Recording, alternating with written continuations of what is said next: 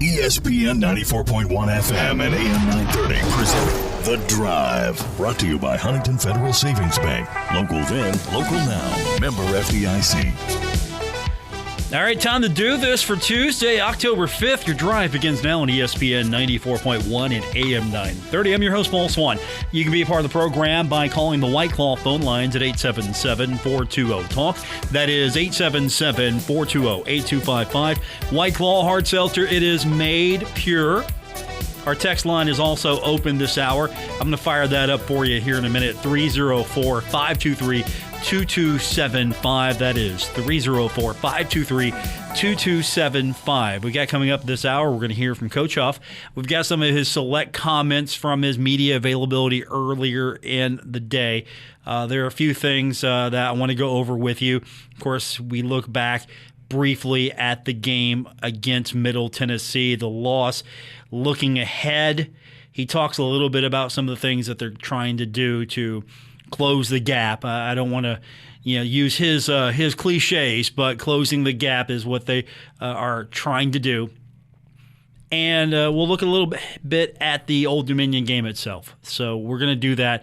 But as always, I want your real-time comments, so you can text what you think he is saying that you like, you don't like, or what he hasn't said that you wanted to hear. All of that coming up this hour. And again, the text line is 304-523-2275. We'll do that. And as we get closer to Old Dominion coming up this week, Marshall has only lost once to Old Dominion. Hopefully that's not going to be changing after the game on Saturday. The last time Marshall lost to Old Dominion was back on November 5th, 2016 in Norfolk. Other than that, Marshall's been pretty good against Old Dominion. So if you're looking for an opponent that you historically have had success against, this is it. Old Dominion, this is the team. Last time these two teams met, 2019, Marshall beating Old Dominion 31-17. This is it. This is your opponent. So you're hoping that this continues, and you want to get that first conference win so you can get that second conference win. And you look at how Marshall's lost over the last few games. What's the difference here? How many points has it been? And it's 11. Marshall could be an undefeated team. Just find 11 more points. Don't turn the ball over. Do some of the things that you need to do that a great football team does. Instead of, you didn't go out and get beat by Appalachian State. They won the game, but you didn't get beat. Middle Tennessee, you could have won that game. You didn't get beat by Middle Tennessee. You got beat by yourself. At least that's what the narrative is coming out of the Shoey and from Marshall. They're trying to instill in these kids that if you play good football, you don't make these mistakes, and you focus on the right things, you might be undefeated right now. So what if you focus on the right things and clean all that up? How good of a team can you be? So that's where we're at coming out of the Shoey. We'll hear all of that a little bit later on. We got baseball action coming up tonight right here on ESPN 94.1 and AM 930. It's coming up at 7:30. It's the American League wild card game between the Yankees and the Red Sox. New York is 4-0 in his last 4 wild card games, so maybe that continues.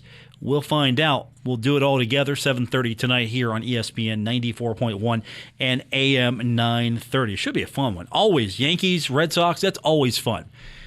That's like the American baseball game, the Yankees and the Red Sox. When you think Americana, you think baseball. I mean, do you think Reds, Indians? I mean, sorry, I no, you don't. You think Yankees, Red Sox. Sure, the Reds are the oldest team in baseball. You think when you think Americana here, you think Yankees and Red Sox. So that's the game coming up tonight. NBA preseason, that's a thing. We got NBA action tonight. A couple of games that you can actually watch. Cleveland at Chicago. That's going to be on Bally Sports Ohio, 8 o'clock. Cleveland, Chicago. Not what it once was. And that was only a few years with LeBron there. So not what it once was. But then again, Chicago's not what it once was either. Chicago's not as good as they used to be, or, not even close. Cleveland, skip that one. Watch Milwaukee at Memphis. That's coming up tonight, 8 o'clock TNT. If you're not into baseball, you got that. And, of course, NHL preseason hockey, game of more importance to most of you is Buffalo at Pittsburgh. That's going to be on AT&T Sportsnet Pittsburgh tonight, 7 o'clock. If you got NHL Network, you can watch Florida versus Tampa Bay. It's going to be in Orlando tonight, NHL Network. That should be a fun one. I would watch that one. Also, you've got Montreal at Toronto. If you like the Hokies, that's your matchup right there. Montreal, Toronto, if you like the Hokies. If you are more, actually this one might be more of the West Virginia game right here, more so than the Pittsburgh game. Buffalo and Pittsburgh. You know what? The game that screams West Virginia to me is Nashville at Carolina.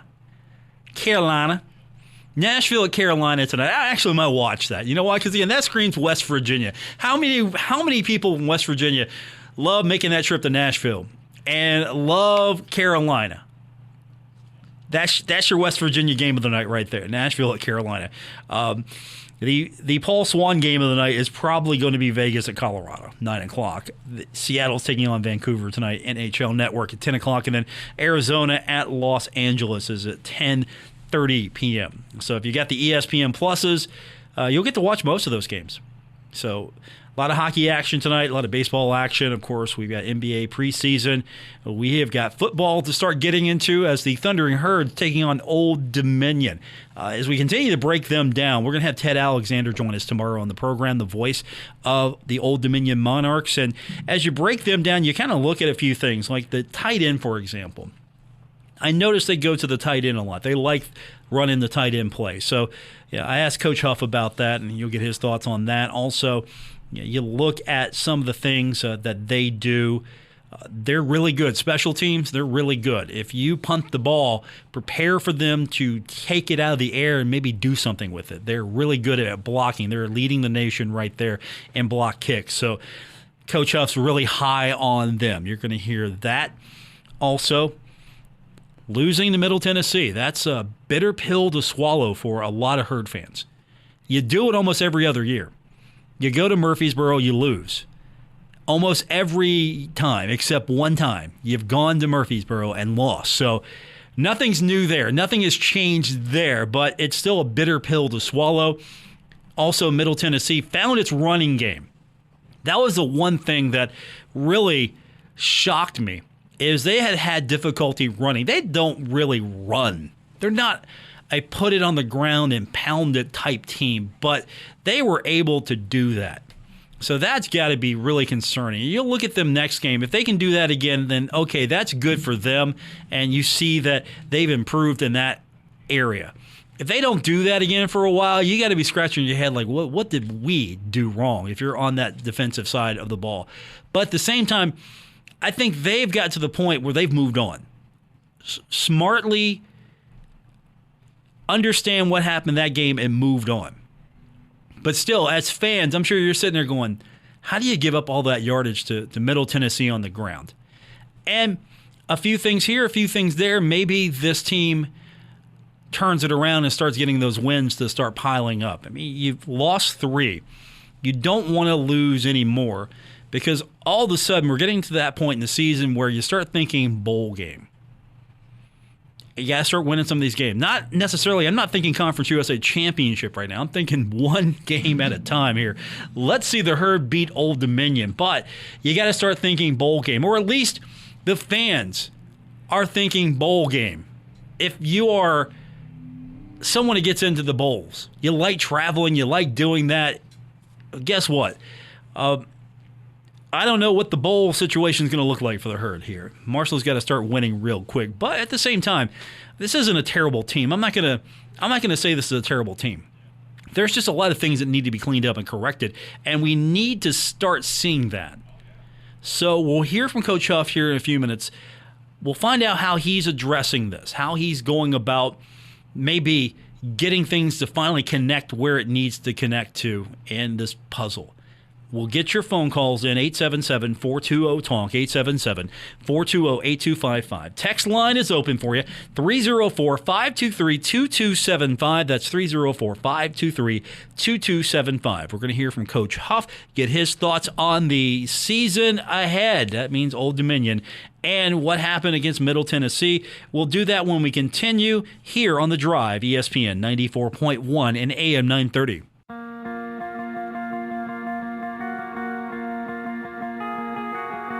This is The Drive with Paul Swann on ESPN 94.1 FM and AM 930. Brought to you by Huntington Federal Savings Bank, the local bank that's here for every step of your life's journey. Member FDIC. Welcome back to the Tuesday, October 5th edition. Your drive continues on ESPN 94.1 and AM 930. I'm your host, Paul Swann. You can be a part of the program. We do it the old-fashioned way. We got the phone line. That's right. We keep the phone company in business at 877-420-TALK, 877-420-8255. Brought to you by White Claw. White Claw Hard Seltzer. It is made pure. You can also join us on the text line. That is 304-523-2275.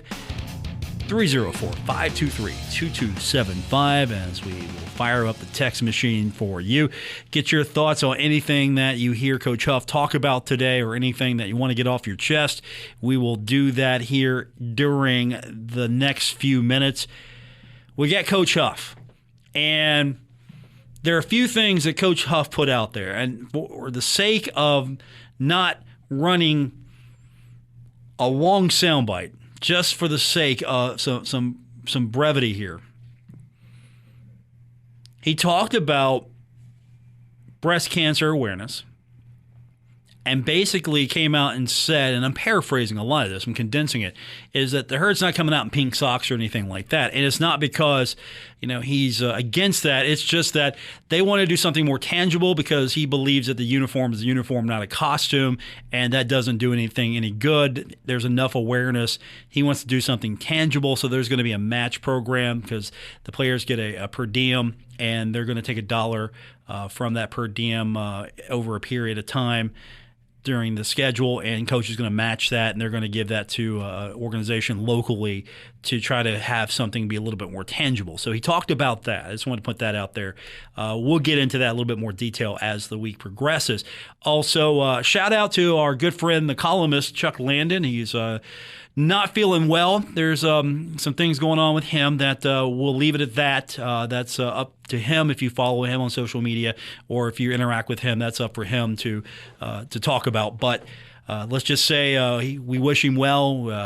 Texted him earlier; he's doing well. He's got a couple things going on. So you haven't seen him around a few days. That's it. Sort of like when I was not around. Yeah, I had some things going on as well, and we'll keep it at that as well. But Coach Huff,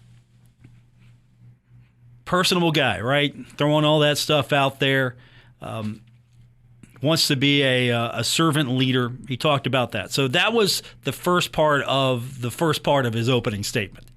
And so the thing that we're here now to talk about is the football game itself. So this is Coach Huff's opening statement, talking about the last game, and we're looking ahead to Old Dominion.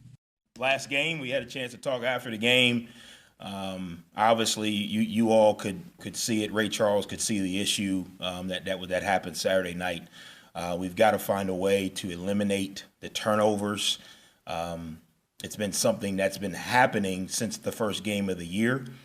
We've gotten away with it in multiple games, and now it's catching up to us. And I think sometimes it takes a failure to learn. You talk about, in the first game, not turn it over. And in young running backs' mind, not necessarily our guys, but, I didn't fumble, I got it back. And you kind of not really think about it. And then as the year goes on, you don't get them back. I don't know if it was, like the vortex, but every ball that came out Saturday night just seemed to repel away from all of our guys. I mean, not even close to did we get it? No, we don't have a guy in the area. So I think what we're going through now, hopefully our guys had a chance to see it. I talked to the team and I told them we had 6 turnovers and a block punt. and we were still less than a half a yard away from having an opportunity to go win the game. How great can we be if we stop beating ourselves? I told him when I went in the locker room, I said, do not hang your head. And I believe you hang your head when you play your best and the other team beats you. You know, it's kind of, man, you don't hang your head when you beat yourself. You got to look in the mirror and say, how can I get better? And that was one of the things we talked about. Obviously, I thought our defense played well enough for us to win the game, especially in the second half. We kept turning it over. They'd come out and get a stop. We turn it over. They'd come out and get a stop. The one we turned over that they didn't have a chance to put their hand down was probably, the one that kind of put us a little too far out of reach. But I think our defense is starting to play the style of defense that, we all expected. It takes time. I'm not by any means making excuses for it, but it takes time, and I think we're starting to play the type of defense that, we expect our guys to play. So a great learning opportunity. Got another tremendous challenge coming up this weekend. Obviously, homecoming. Expect the Joan to be, full of fans, really getting the opportunity to come back. ODU, really good football team. You can look at records, but if you look at our record, what do people say? I think you got to look at the film, and I think when you watch their games, they're in a very similar scenario as us. They're in a lot of games. There's a turnover or a penalty or a drop or whatever it is that kind of separates them. So we got to be prepared, and I told the guys it's really about us this week. It's about us fixing the things we need to fix, improving the things we need to improve on all week so that we can go out and execute on Saturday. So with that, I'll open it up for questions. All right, we'll get to those questions here in a moment. But looking at Old Dominion on film, he says that they're a better team than that record. And I think that's a fair assessment. You look at them, you look at what they've been able to do. There's some things I like on paper, at least what they're doing. As I mentioned before, I like their tight ends. I like what they're doing there. Zach Kuntz, that kid, looks like he is the real deal. Some other things, you look at them. I think they're pretty balanced as far as what they're doing offensively, run, pass. I think that's good on their part. Defensively, they don't have any interceptions. That stood out to me. No interceptions. Sacks, 9 for 71. Tackles for loss, 27 for 113.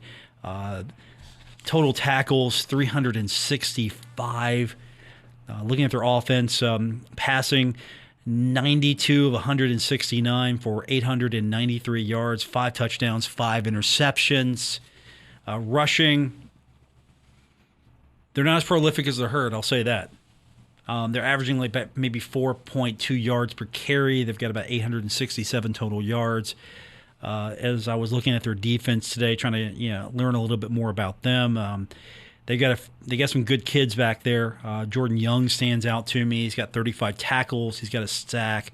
He's got 1.5 tackles for loss. He's got a couple quarterback hurries. So there's some good talent on this team. There's some good things happening.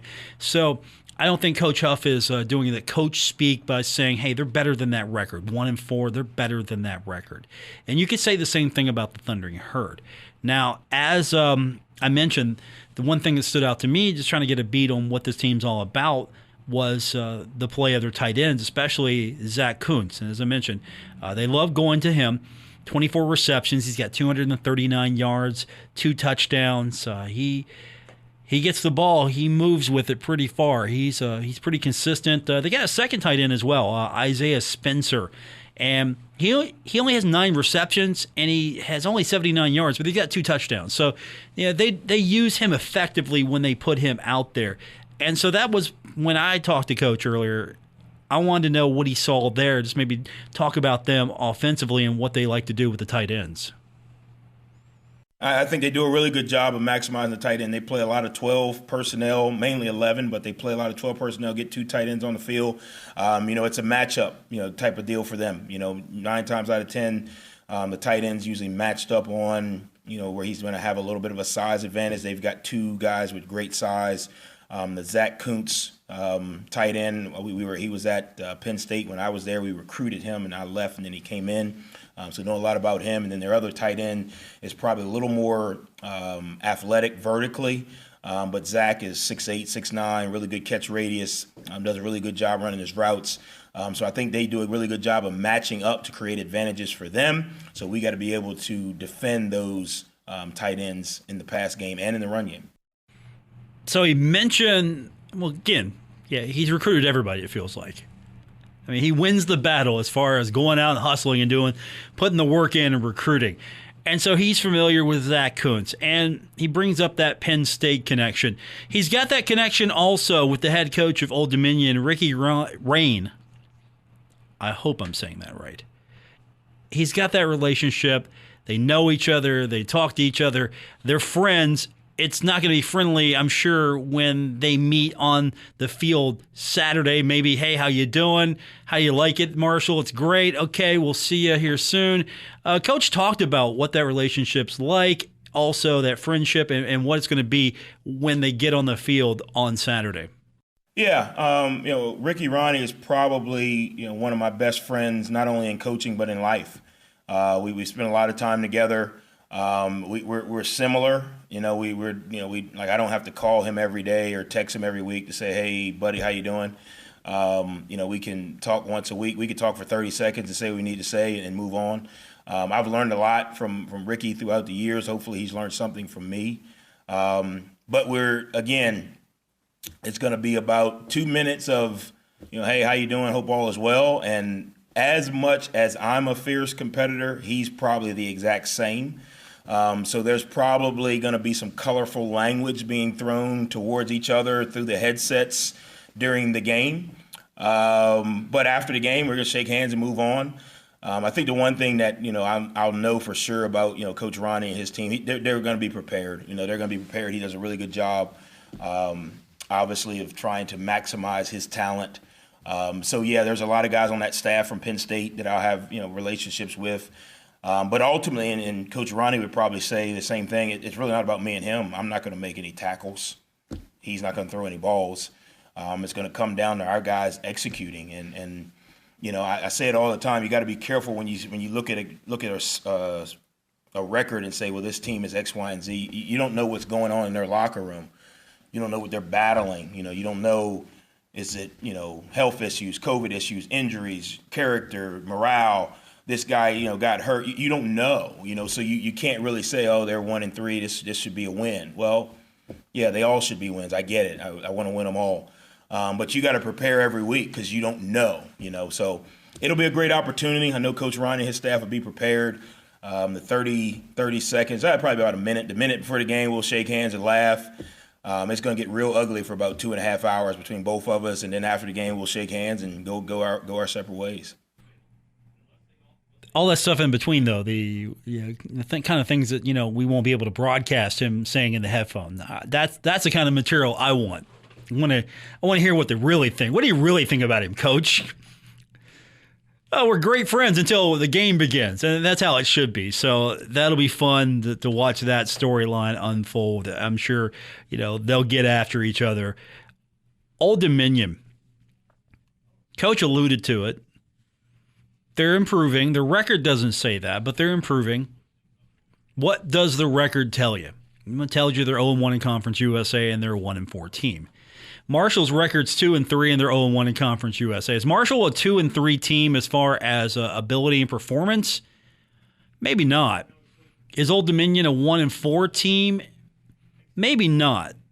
They're getting a little bit better, and Coach was asked about that, the fact that they seem to be finally finding their groove a little bit, and he addressed that as far as teams improving and talking about Old Dominion as well over the last few games. Yeah, I think as any season goes on, every team learns a little bit more about themselves, a little bit more about who they are. Guys get experience. You think about it, take Rasheen Ali for us. How much better has he gotten from Navy till now? Does he still have a lot to improve on? Yeah, and I'm just using him as example. So even though they've had players, younger players with more or less experience, the more experience you get, the more you kind of get in a rhythm, you kind of get in a groove, who's able to do what, who you can count on. And I think as you watch them, they've been very similar to us. It's one play here, one play there. They've battled back in the second half of a few games and made it really close. So I expect it to be a challenging a challenging game, for us on both sides of the ball and special teams. What's he going to say? That they're getting worse. No, they're definitely getting better. And he's right. Teams get better as the season progresses, right? You would think there's a little bit more chemistry being formed, and this is a team that can use all the chemistry building they can get and bonding because they didn't have a season last year. So he's right. Talked about Old Dominion getting better, his team getting better. The one thing, though, that needs to be addressed, turnovers and dealing with adversity. And this is what Coach had to say about both of those issues. Yeah, I think you got to, two things you can do when adversity strikes. You can either react or respond. Reacting would be saying, hey, anybody who fumbles the ball, you're never going to play here again, and you might as well go sit on the bench and do nothing. Responding will be, okay, this is not acceptable, okay? I'm going to help you fix the problem. I'm going to give you the keys. We'll keep the ball vertical. We'll do some extra drills. Our guys have done some extra, they know, okay? So, but responding says, hey, I'm going to help you fix the problem. I'm going to give you the keys to fix the problem. But no different than if you have a 2-year-old who falls off a bike.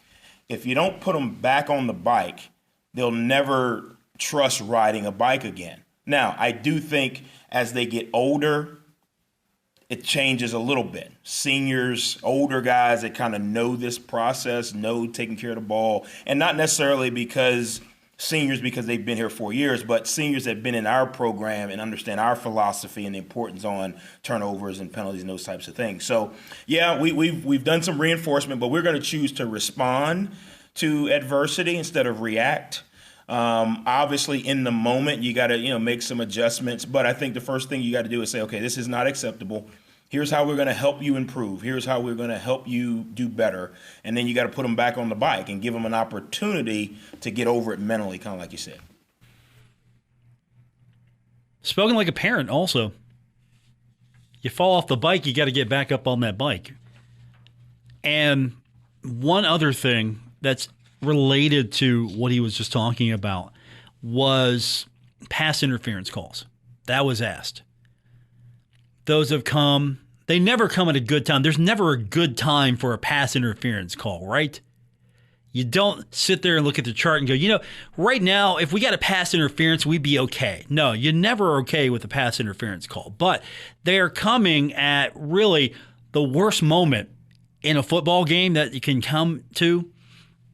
And Coach was asked, what's the message to the defense, to those guys, about cleaning up the pass interference calls? And here's his response. Yeah, kind of the same thing. I don't know if this is the NFL or college. I interpreted rules a little bit different, not saying that we're all perfect. But, again, you got to respond, so we've got to work drills to kind of get guys and be in better position. We got to, evaluate what is being called consistently as pass interference and what's not. And then, again, same thing goes. You got to respond, teach them what they are able to do, and then you got to make a decision. Who can do it? Who's going to give us the best chance to be successful? We've done some extra drills. We've adjusted some of our techniques. If you ask any DB coach in the country, and I know there's a lot of them out there who have, who don't really coach on Saturday, but, are able to coach on Saturday, if you know what I mean. If you ask any DB coach in the country, if you're playing man coverage, you are running with the guy and your eyes are on his hips. And when his hands and eyes go up, you play through his hands. That's what most base man coverage would say. But what's happening is our guys are being caught in a situation where there's balls being thrown short. There's back shoulder balls. So now you got to take the next step and you got to play through the hands and find the ball. Well, the higher you go with techniques, now all of a sudden you get in a situation where I think you guys may have saw Lee Anthony on Saturday night, where you're a step behind, then the guy throws the ball out over front of you. Now the guy's going for a true go ball, not a back shoulder ball. So you got to be able to put yourself in the right technique. It starts at the line of scrimmage with your footwork. Obviously, we got to manage who we allow to be in man coverage. But again, You want to stop the run, you can get another guy in the box if you're in man coverage. You don't, and there are some other ways to do it. So I just think it's a combination of us continuing to evaluate one or two things: two, who we're playing; two, what they can do consistently; and then giving them some more tools to use, with the understanding that if they use these other tools, there are some other things that could happen. All right, Charles Huff, he's more on the we're going to teach, we're going to put them in better positions. We're going to tell them and teach them and show them how to put themselves in better positions. So that's where we're at as far as cleaning up all of that. Now, a couple other things he talked about. One thing I want to mention is their special teams unit at Old Dominion. How good are they? Well, it got Coach Huff's attention when asked about them. They lead the nation in block kicks. What's that all about? Here's Coach Huff. Yeah, I mean, these guys are real, man. I mean, they are real. I mean, they're not blocking kicks by like, oh, I blocked the kick. They're like, if you punt it, we're gonna block it. So obviously we got to do a good job. Obviously, last week we had a issue with a block punt. Was a non-block by one of our players. Guy was lined up in a position in the gray, and I thought the guy behind him didn't think. Totally a person, not a personnel error, as in could not do it, but did not do what he was supposed to. So I'm sure they're looking at that on film. We got to get that cleaned up, obviously. But they are creating opportunities for themselves through special teams. I think if you look back, there's been some opportunity that we've created for ourselves through special teams. You go all the way back to game one. You block 2 kicks in a game, you got a chance to be real successful. The kickoff return at App State, that really changes the swing of momentum, really gives us an opportunity. So we've had some opportunities to benefit from really good special teams. We've also had some opportunities to learn from mistakes in the kicking game, big and small. I think, you probably don't look at it, but Andrew Sanders, who's doing a great job kicking off for us, hit a ball. It's a line drive. The guy catches it. We haven't even run 10 yards yet. Those are big plays in special teams that don't necessarily go, to the touchdown category or to the block kick category, but they definitely change the game. So those things we've learned that it can go either way in special teams, and we got to make sure we're sound this week. We got to make sure we communicate this week so all 11 guys are on the same page with who's blocking who has who, and then we got to allow ourselves to be on the positive end of discipline and executing on special teams and not the other side.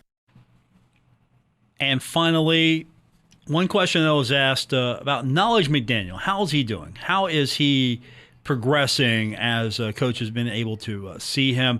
I've got him down for 107 yards, 1 touchdown. Is that enough sampling size? He hasn't carried as much as, say, Rasheen has, or maybe even Sheldon, but when he's out there, he does pick up yards. So what's the evaluation on Knowledge? Are we going to see him a little bit more? I think we should see him a little bit more, definitely. Here's Coach's evaluation when asked about just how far Knowledge has been progressing. Yeah, I think Knowledge has done a good job with the opportunities had in the game. He's got to continue to practice really hard so that we can see what we're expecting in the game. It's a little bit of a misnomer. This is not a knock on Knowledge. He's done a phenomenal job when he's gotten in the games. But when you practice, you're not just evaluating, does Barry Sanders get the ball and make 7 guys miss? You're evaluating, does he pick up the right guy in pass pro? You're evaluating, is he in the right area on the runs? Is he running with the right pad level? Does he give us a chance to, make a guy miss? Does he give us a chance in the pass game? Those are all the things you're evaluating. And the tough part, you take a guy like Knowledge, Ethan Payne, those guys who have a lot of ability. Well, the game plan changes every week. It's not just, hey, go in and run the same run you had 3 weeks ago. Hey, it's the same run, but the look is different, so it may hit different. It's the same protection, but their blitz is different, so it may hit different. So all of those things get involved. I really do think as Knowledge continues to work, he's going to continue to get more and more opportunities, which from a coach's perspective, it's our job to put the young men in the game when we think they're going to have the most success. Not just, okay, you're next in line, go. You're next in line, go. I don't think that's fair to young men.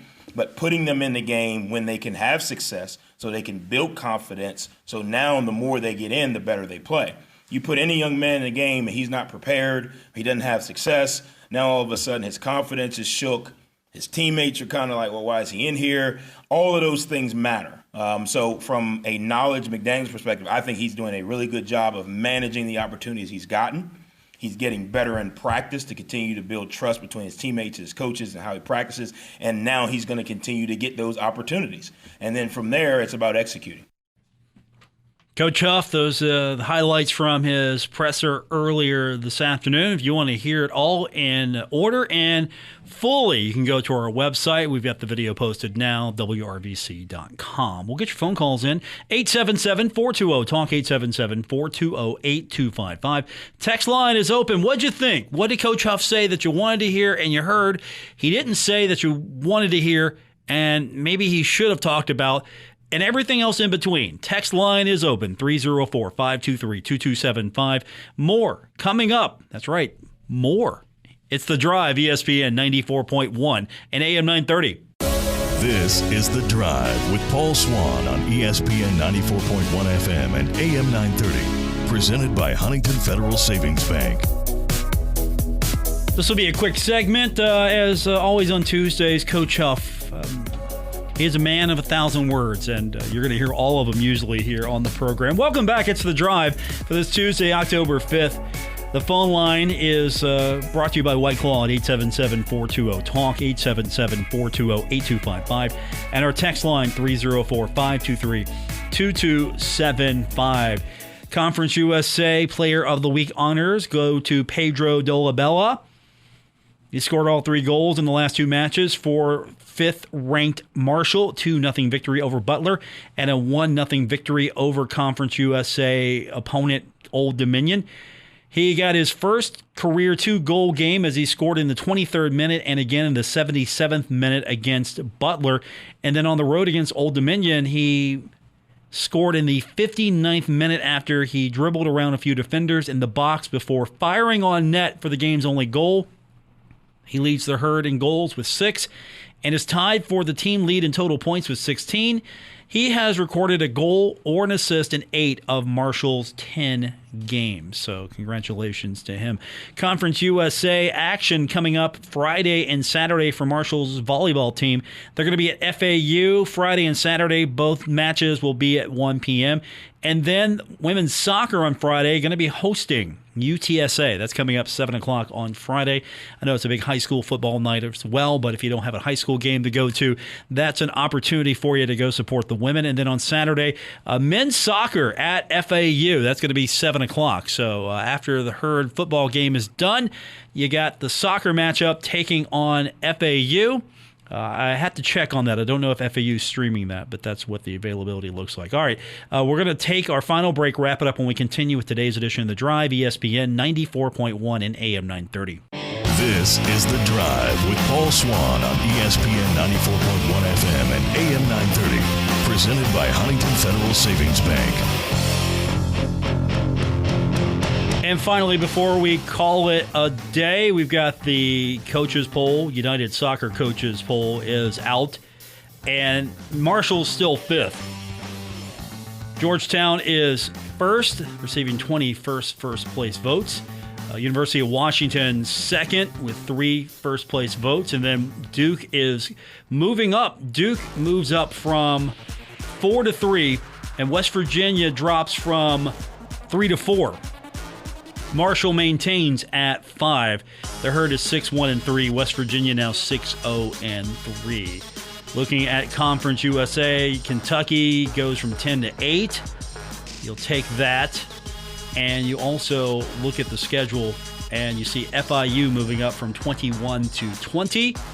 You'll take that as well, as you want all the Conference USA schools possible to be ranked. That's doing it for the show. It's it. It's over. It's done. Back tomorrow. We'll do it all over again. Don't forget, we got baseball action coming up for you tonight right here on ESPN 94.1 and AM 930. It's the wild card game from Fenway Park in Boston. I don't have that Matt Damon Boston accent down yet. I'll work on that. Coming up tomorrow, more of the same and then some. We'll see you then. WRBC Huntington, W231BS Huntington, broadcasting from the Oscars Breakfast Burgers and Brew Studios. This is ESPN 94.1 and AM 930.